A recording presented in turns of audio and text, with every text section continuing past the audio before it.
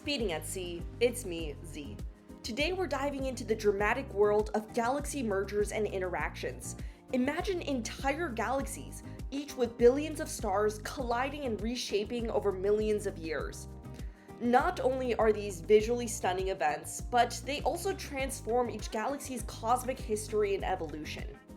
In this video, I'll be explaining three key processes: strangulation, galactic cannibalism, and ram pressure stripping.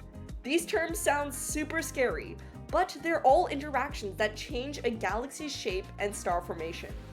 We'll also look at how cutting-edge telescopes like James Webb are revolutionizing our understanding of these cosmic collisions. Feel free to click through the timestamps below, and let's get started. Let's first start with a process called strangulation. Despite its violent name, this is actually a relatively gentle process that slowly chokes off a galaxy's ability to form new stars. Here's how it works. Galaxies are surrounded by halos of hot gas, which slowly cool and fall into the galaxy. This provides the fuel for new stars as the gas condenses to start fusion. When a smaller galaxy falls into a cluster or a group, the outer halo gas is stripped away, and without this reservoir of fuel, star formation eventually stops. This process typically takes about 1 to 2 billion years. Strangulation is really common in galaxy clusters, where many galaxies orbit in a shared environment. In these cases, galaxies can suck out the gas from their neighbors, slowing their star formation. This process of shutting off a galaxy's star production is called quenching, and is also what it means when a galaxy dies. When a galaxy dies, it's not that the galaxy just fizzles out into space, but rather it can no longer produce stars as it once had in the past. With strangulation, it no longer has the gas in order to produce new stars. Now let's turn to a more dramatic process: galactic cannibalism. This occurs when a large galaxy completely absorbs a smaller one. The Milky Way is actually engaged in galactic cannibalism right now. It's been stripping stars from several of its smaller satellite galaxies.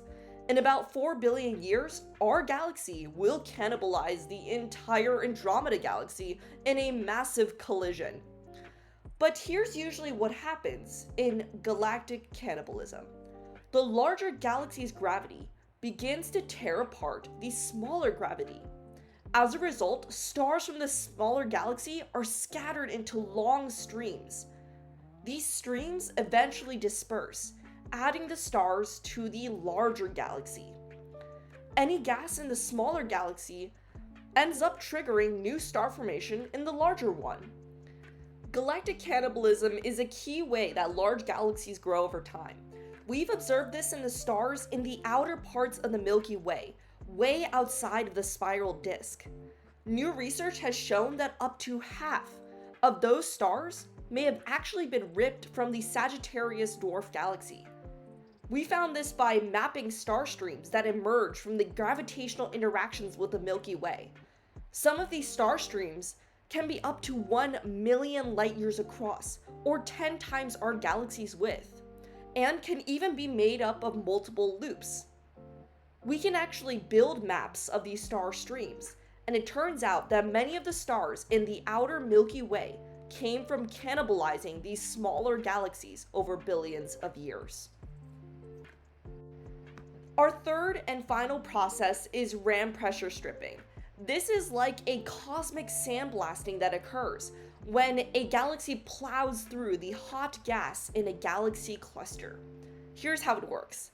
Galaxy clusters all contain a diffuse, extremely hot gas present between galaxies. As a galaxy potentially moves through this gas, it feels a wind or pressure that pushes out the cool gas within the galaxy.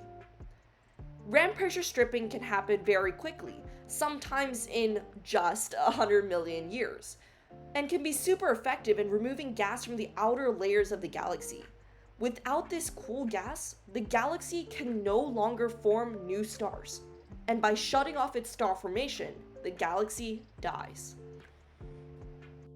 Alright, with all of these terms like cannibalism and strangulation, let's take a look at a more visually stunning consequence of these scary interactions, one that changes the shapes of these galaxies.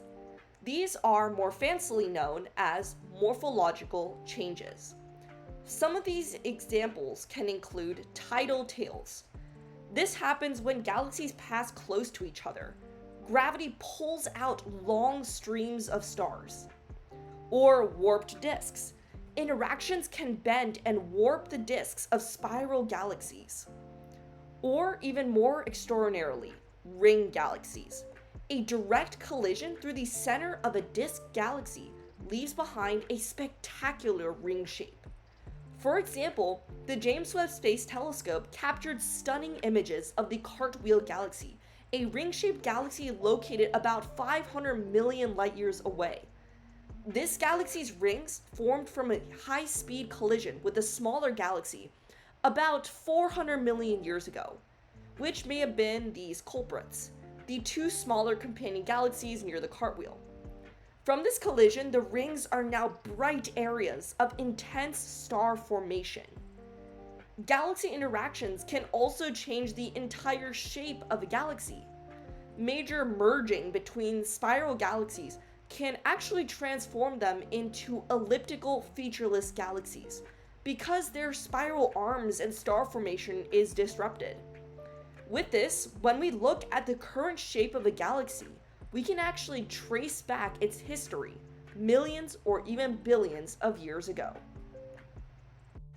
We're in an exciting era for studying galaxy interactions, and that's thanks to powerful new instruments. I've given a few examples of how the James Webb Space Telescope has already changed our understanding of galaxy evolution. With its unprecedented sensitivity, it can detect extremely faint galaxies and see interactions that took place in the early universe. Most notably, the James Webb Space Telescope is an infrared telescope, meaning that it can see through dust and reveal hidden star formation caused by merging galaxies.